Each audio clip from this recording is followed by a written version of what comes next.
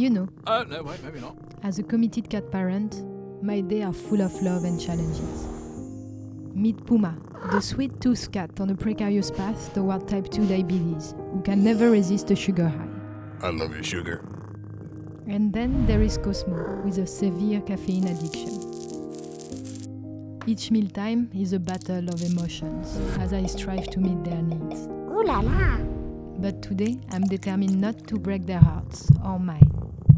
Just when I thought I ran out of ideas, I remember a recipe from a trip long ago, where I found this perfect blend of dessert and coffee, merged into one miracle cup, a perfect middle ground for Puma and Cosmo contrasting addictions.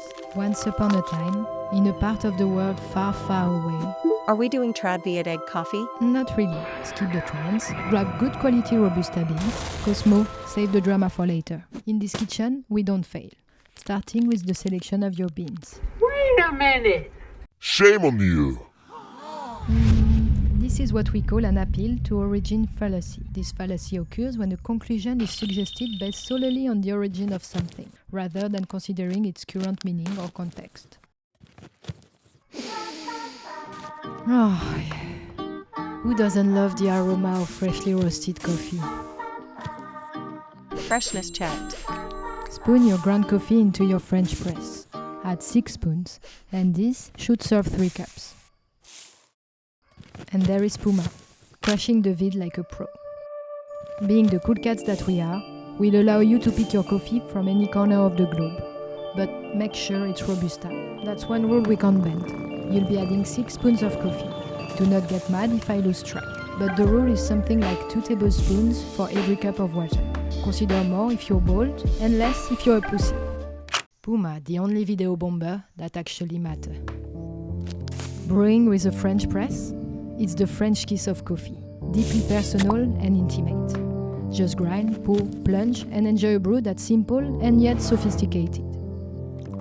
Not a fan of this technique? We get it. Choose whatever makes your heart sing and your coffee steam. Remember, you are in charge and know better. You're the king in your kitchen.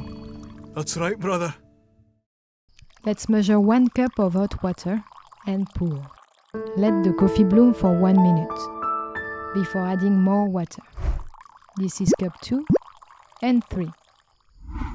Give a gentle stir with your favorite spoon, just to break up that coffee layer sitting on top. Let the coffee sit for an additional 3 to 4 minutes. Slowly push the plunger down to press the coffee and serve.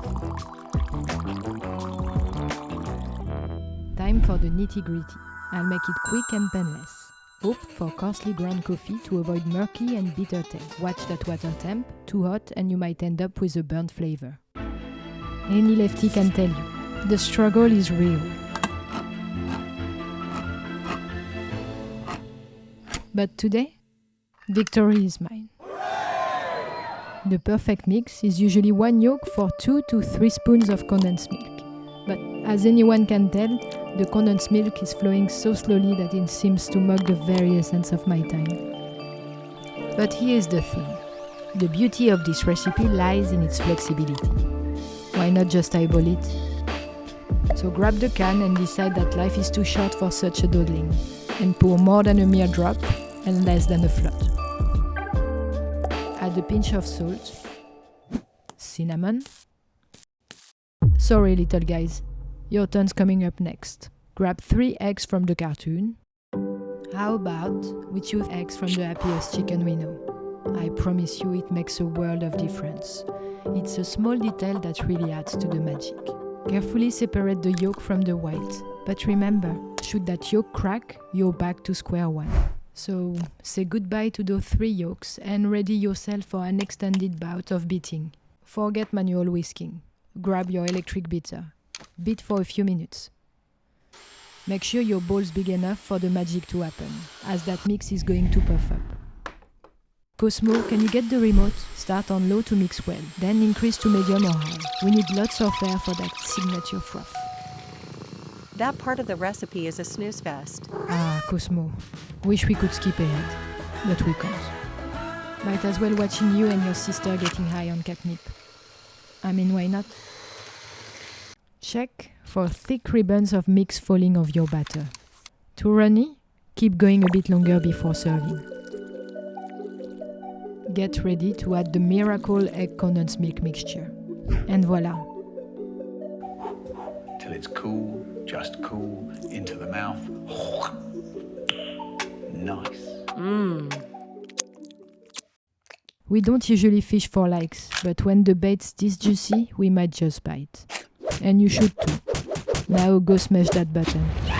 Final touches. Time for a last scene. Look who's also getting camera ready. Puma's polishing her whiskers for a close-up. No need to say it tastes amazing. We all know that. But sometimes it's nice to hear it out loud. Where the fuck did you get this shit? Today, we've shared something special. More than a recipe. It symbolizes the beautiful balance we have found between Puma and Cosmo diverse addiction, deepening the bond we share in our little Wait a fur. minute. What happened to the egg white, and what's your move now? A. Eco-shaming. B. Ignore kitty and do jack shit. C. Make a magical sugary snack. D. Concoct a hair mask recipe. I'd like to call a friend. Cosmo, are you watching? Do you have the answer? I'm stuck.